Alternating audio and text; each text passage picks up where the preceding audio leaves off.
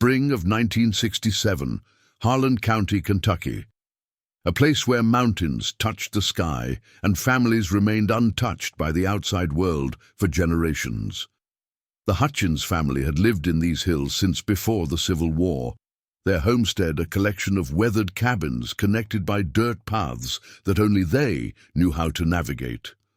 Sarah Hutchins was 17 when her fate was decided.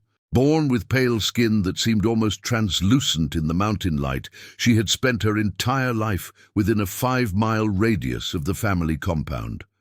Her father, Douglas Hutchins, was also her mother's first cousin. Her mother, Mary, had been born to a union between her grandfather and his niece. The Hutchins family tree didn't branch outward. It folded in on itself, generation after generation, like a rope tightening around its own center. On a cold March morning, Douglas gathered the family in the main cabin. 14 people crammed into a room that smelled of wood smoke and damp earth. Sarah sat in the corner, her hands trembling slightly, a symptom she had learned to hide. At 17, she already showed signs of what the mountain people whispered about but never named: the family curse. "Sarah will marry Thomas in June," Douglas announced. His voice carried the authority of a man who had never been questioned. Thomas Hutchins was Sarah's second cousin and her father's nephew. He was 23, with eyes set too close together and a jaw that didn't quite align properly when he spoke. No one objected. This was the way things had always been done. The Hutchins family had practiced this tradition for over a century. Great-grandfather Elijah Hutchins had started it, believing that keeping the bloodline pure would preserve their land and their way of life. He married his first cousin in 1892. Their children married each other's children. The pattern repeated, tightening with each generation. By 1967, the family exhibited what outsiders would recognize immediately: the physical markers of generations of intermarriage. Several family members had webbed fingers, others showed severe underbites or overbites. Hearing loss was common by age 30. Mental challenges affected nearly half the children born in the last 2 decades. But to the Hutchins family, this was normal. This was life. Sarah's wedding dress had belonged to her grandmother, who had also married her cousin. The yellowed lace smelled of mothballs and cedar. As Sarah stood in her small room, her younger sister Emma helped her dress. Emma was 14, with one eye that wandered independently and a limp from a hip that had never formed correctly. "Does it hurt?" Emma asked, touching the fabric. "The dress," Sarah replied. "Being chosen." Sarah looked at her sister through the cracked mirror on the wall. "I don't know anything else to compare it to." The wedding took place on June 15, 1967. 43 Hutchins family members attended. No one from outside the family was invited. The ceremony happened in the clearing behind the main cabin, officiated by Douglas himself, who read from a Bible that had been in the family for generations. Thomas placed a thin gold band on Sarah's finger. It had belonged to his mother, who had died at 32 from complications that the family doctor in town had called genetic deterioration. Thomas kissed Sarah, his breath smelling of tobacco and mountain water. The celebration lasted until dark. Someone played a fiddle. The music sounded slightly off-key, played by fingers that didn't quite bend normally. Children ran between the cabins, some limping, others moving with the jerky motions of those whose muscles didn't receive proper signals from their brains. As night fell, Sarah was led to the cabin she would share with Thomas. It was smaller than her family's cabin, with a leaking roof and walls that let in the cold. This is where the body started dying for the first time, though Sarah didn't know it yet. Confira se já é inscrito neste canal, because what you're about to discover next will shatter everything you thought you knew about family bonds and the price of keeping bloodlines sealed. 3 months into the marriage, Sarah began vomiting every morning. The family celebrated, assuming pregnancy, but the sickness didn't follow the pattern of normal pregnancy. Sarah's skin took on a grayish tone. Her hair began falling out in clumps. Her teeth loosened in her gums. Mary, her mother, recognized the signs. She had seen them before, in her own mother, in her aunts, in the women who had married within the family, but she said nothing. Speaking about it would mean acknowledging what everyone pretended not to see. By October, Sarah could barely walk. Her joints swelled to twice their normal size, her fingers bent at unnatural angles. Thomas watched his bride deteriorate, confused and frightened, but the family insisted this was normal. Women in the Hutchins family often got sick. They recovered or they didn't. That was the way of things. Douglas finally agreed to take Sarah to a doctor in town, 30 miles down the mountain. Dr. Harrison had been practicing in these parts for 20 years. He had seen the Hutchins family before, though they rarely came to him. The examination took 2 hours. Dr. Harrison's face grew increasingly grave as he documented Sarah's symptoms. Severe anemia, organ dysfunction, bone deformities that suggested rickets, but weren't quite that. A blood panel that showed markers he had only read about in medical journals dealing with extreme cases of genetic disorders. "How are you related to your husband?" Dr. Harrison asked carefully. "He's my cousin," Sarah answered, her voice weak. "What kind of cousin?" "Second cousin, but also his mama was my daddy's sister." Dr. Harrison closed his eyes briefly.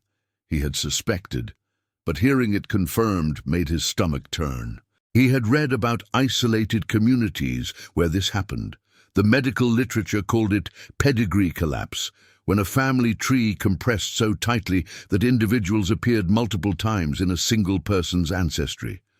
"Sarah," he said gently, "your body is attacking itself. Your immune system is compromised because of your family history. The baby you're carrying—" "There's a baby?" Sarah's eyes widened. "Yes. But Sarah, you need to understand something. The baby has a very high chance of severe abnormalities, and carrying it might kill you. Your body is already failing." Sarah stared at him. "My mama had 7 babies. My grandmama had 10. How many survived past 5 years old?" Sarah fell silent. She had never counted. 3 of her mother's children lived, 2 of her grandmother's. The others were buried in the family cemetery on the hill, their graves marked with stones that bore the Hutchins name over and over again. Dr. Harrison spoke with Douglas privately. He explained genetics in simple terms. He used words like recessive genes and inherited disorders and coefficient of inbreeding. Douglas listened with the expression of a man hearing a foreign language. "You're saying we shouldn't marry our own?" Douglas asked. "I'm saying that when closely related people have children, the risk of genetic disorders increases dramatically. And when that happens for multiple generations, the effects compound. What I'm seeing in Sarah, it's not a disease. It's the result of generations of inbreeding." Douglas stood up. "We've been doing this for 100 years. "I know, and I've seen the results.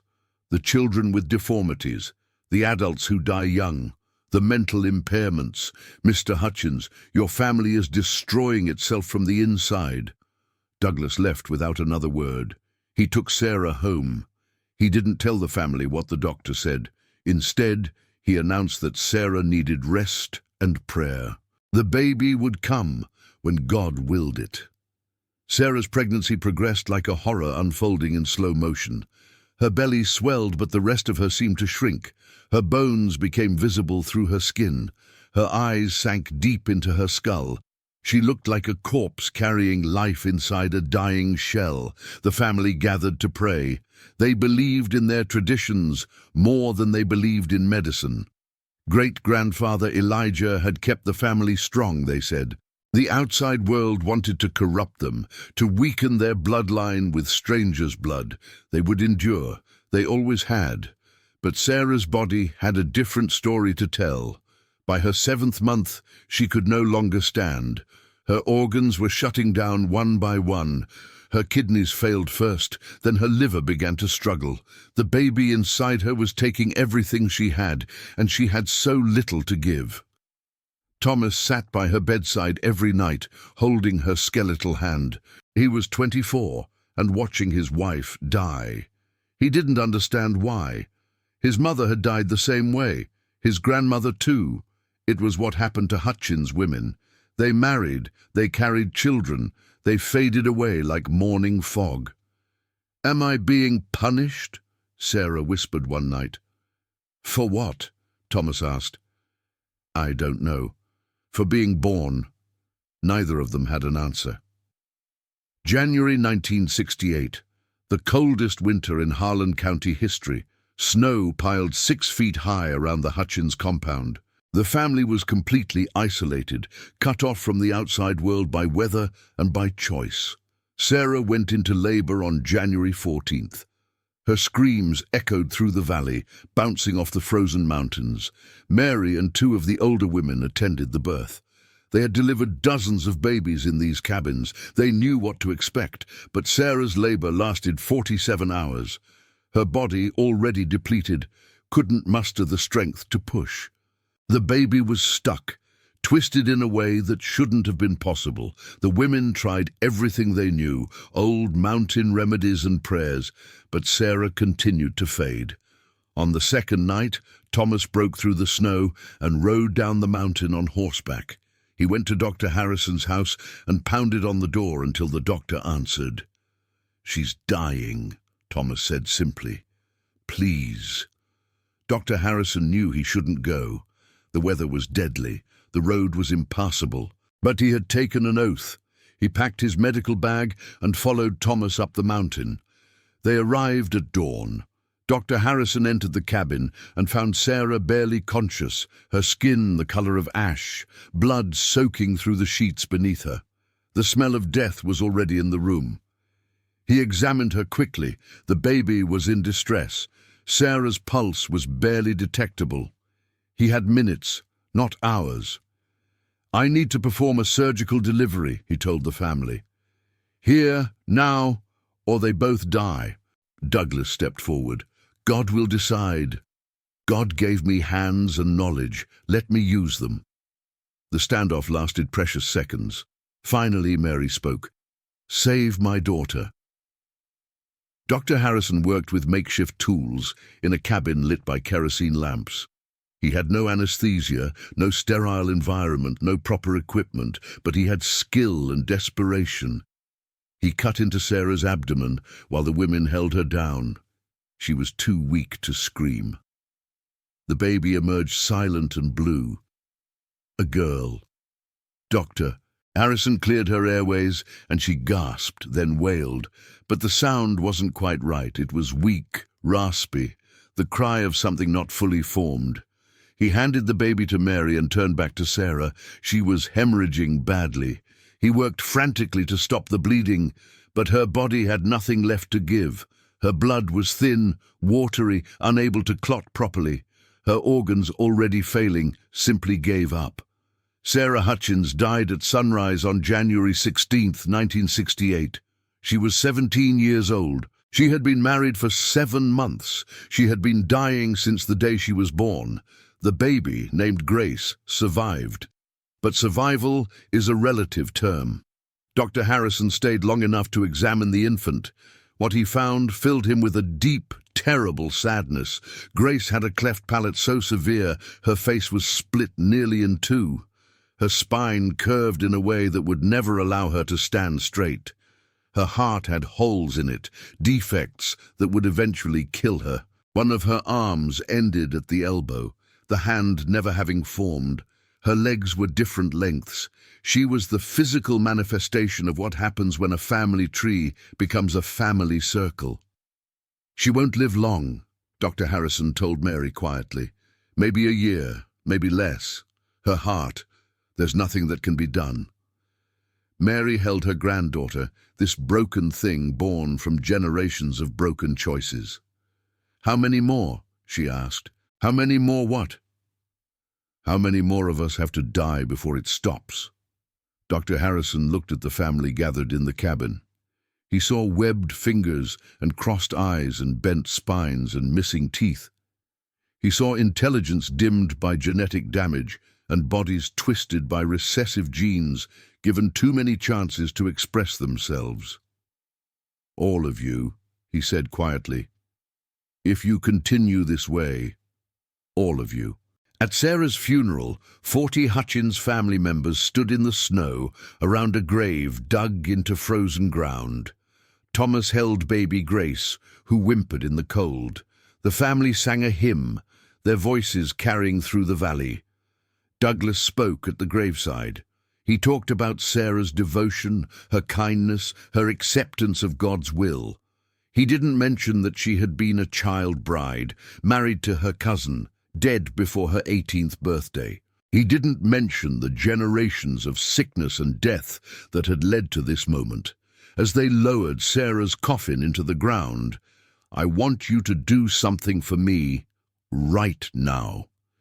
Type in the comments, "Sarah deserved better than this." If you truly understand the tragedy of what happened here, let those words be spoken. Let her death mean something. Grace Hutchins lived for 8 months, long enough for the family to love her, despite everything. Long enough for her to smile, though her malformed face made it look like a grimace. Long enough for her to reach for things with her one complete hand. Long enough to break their hearts when she died. She stopped breathing on September 3rd, 1968. Mary found her in the morning, cold in her crib. Another Hutchins buried in the family cemetery. Another name on a stone that would weather and fade like all the others. But Grace's death marked a turning point. Not because the family suddenly understood genetics or recognized the harm they had been doing to themselves for generations. They didn't, but because Dr. Harrison refused to let it end quietly. He filed a report with the Kentucky State Health Department.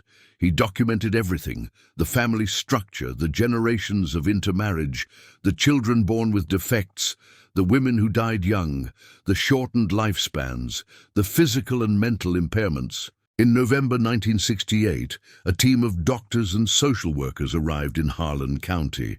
They came with court orders and medical authority. They came to examine the Hutchins family and to understand the full scope of what had been happening in these mountains. The study took 3 months. 43 family members were examined, blood was drawn, genetic histories were documented. Physical examinations revealed the extent of the damage. The findings were catastrophic. Of the 43 family members, 38 showed signs of genetic disorders. 12 had significant physical deformities. 8 had measurable cognitive impairments. The average lifespan of a Hutchins family member was 47 years, compared to the national average of 70. The coefficient of inbreeding, a measure of how much genetic material is shared due to common ancestry, was calculated at 0.25 for the youngest generation. That's the equivalent of being born from a union between full siblings. The geneticists traced the family tree back 5 generations. They found that many individuals appeared multiple times in the ancestry of the children. Great-grandfather Elijah appeared 32 times in 8-year-old Jacob Hutchins's family tree, where he should have appeared only once. The family tree didn't just collapse, it imploded. Dr. Harrison presented the findings to Douglas and the family elders in March 1969. He brought charts and diagrams, medical terminology and genetic science. He showed them photographs of their own children, highlighting the physical markers of inbreeding. "This is what you've done," Dr. Harrison said, his voice heavy with frustration and sadness. "Generation after generation, you've concentrated harmful genes. Every child born into this family carries an increasing burden of genetic damage.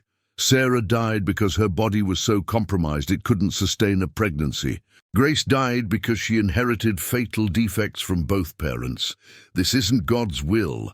This is the mathematical certainty of genetics." Douglas stared at the papers spread before him. His hands, twisted with early-onset arthritis at 53, trembled slightly. "We were keeping the family pure." "You were destroying it. Pure bloodlines aren't stronger, they're weaker. Diversity in genetics creates resilience. What you've created is fragility. Every child you produce is more vulnerable than the last." Mary spoke up, her voice breaking. "Can it be fixed?" Dr. Harrison hesitated. "Not for those already born. The genetic damage is permanent. But if the family stops marrying within itself, if you seek partners from outside, the next generation could be healthier. It would take several generations to fully recover, but it's possible." "And if we don't change?" asked William, Douglas's brother. "In 3 generations, there won't be any Hutchins family left. The genetic load is too heavy. The children will die younger and younger. The defects will become more severe. The family will end." The room fell silent. Outside, wind howled through the valley, carrying snow and the ghosts of all the children who had died too young. The meeting ended without resolution. The elders said they needed to pray on it. They needed to consult the family traditions, the teachings of great-grandfather Elijah. They needed time. But time was something they didn't have. 2 months later, in May 1969, 15-year-old Emma Hutchins, Sarah's younger sister, was told she would marry her first cousin that summer. The cycle was continuing. Dr. Harrison heard about it through his contacts with the social workers. He drove up to the Hutchins compound, determined to stop it. He found Emma in the garden, planting vegetables with hands that shook from a neurological condition she had been born with. "Emma," he said gently, "you don't have to do this." She looked at him with eyes that held more understanding than he expected. "What choice do I have? You can leave. There are programs that can help you: education, job training, housing.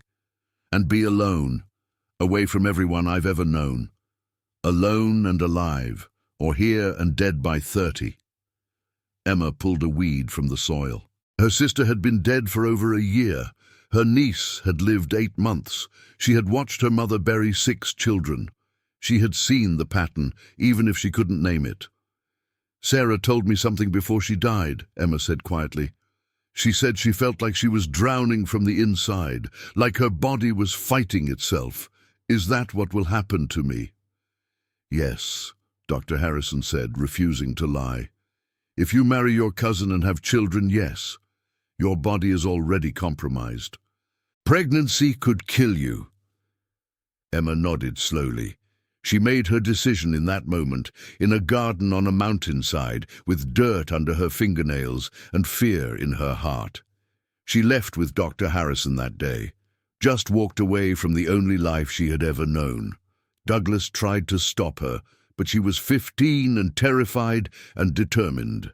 The state backed her decision. She became the first Hutchins to voluntarily leave the family.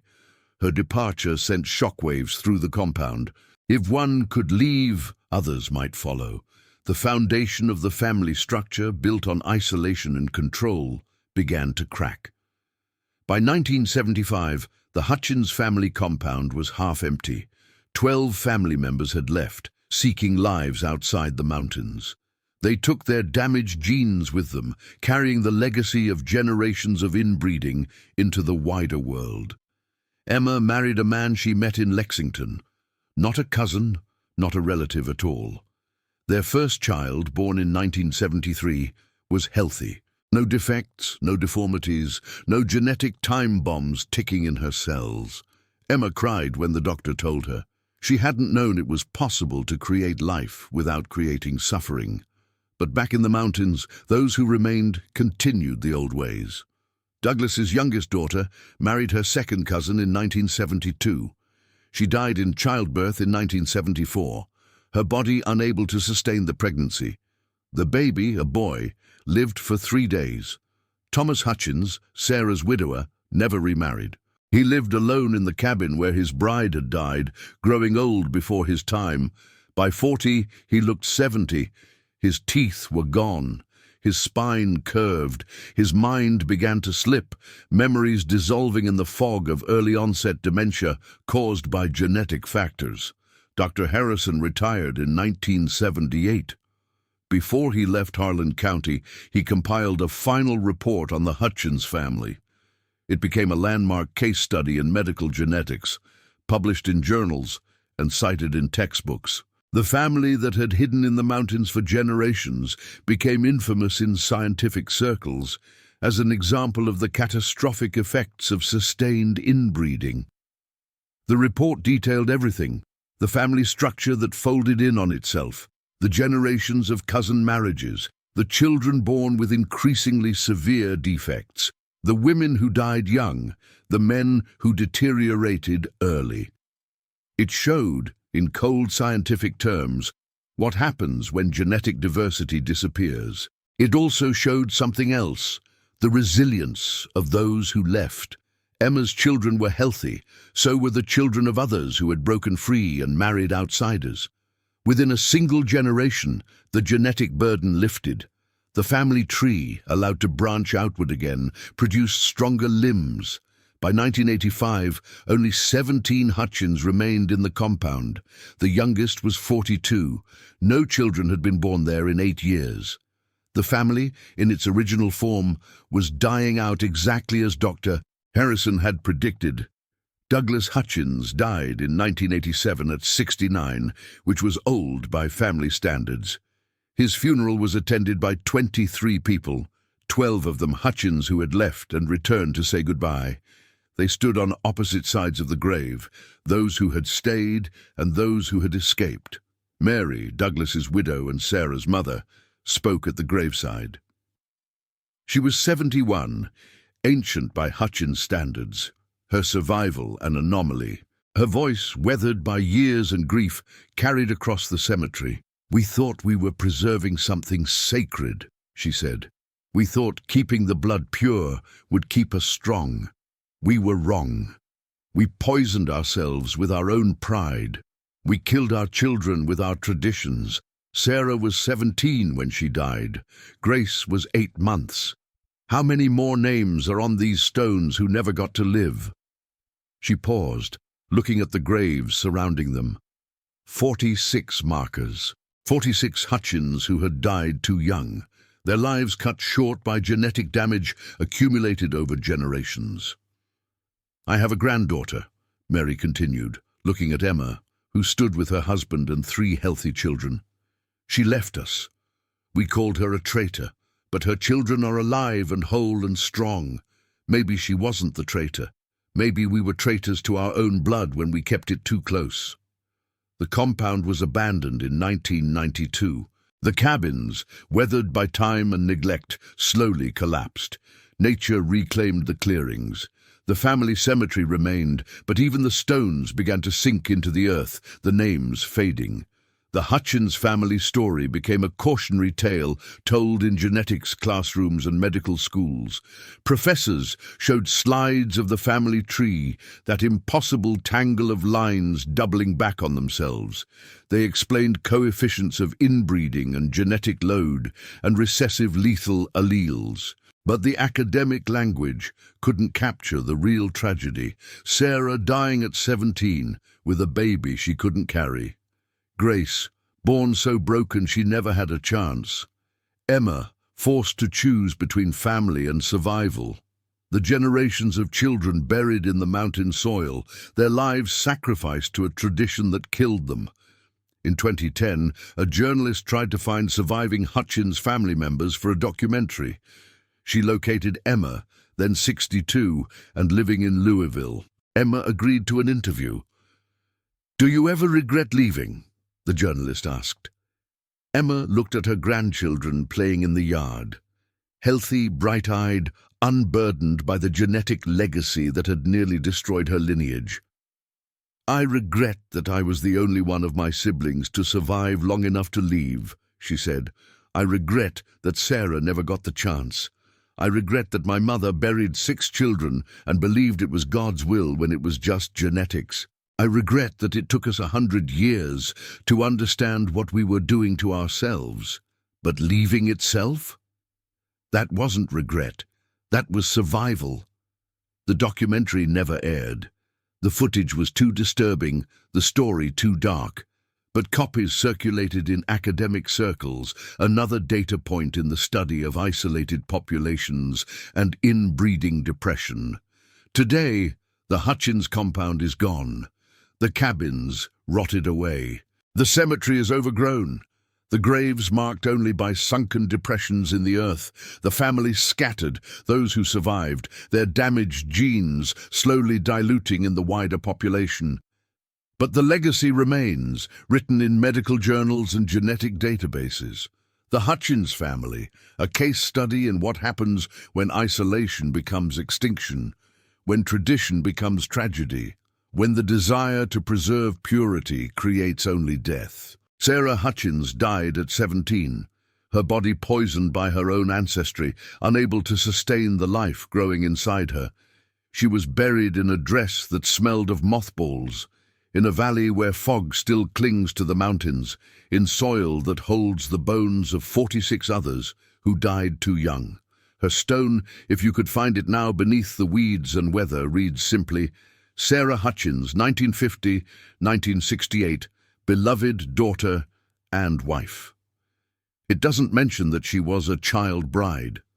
It doesn't mention that her husband was her cousin. It doesn't mention that she died because generations of her ancestors made choices that concentrated fatal genes in her body. It doesn't mention that she never had a choice at all.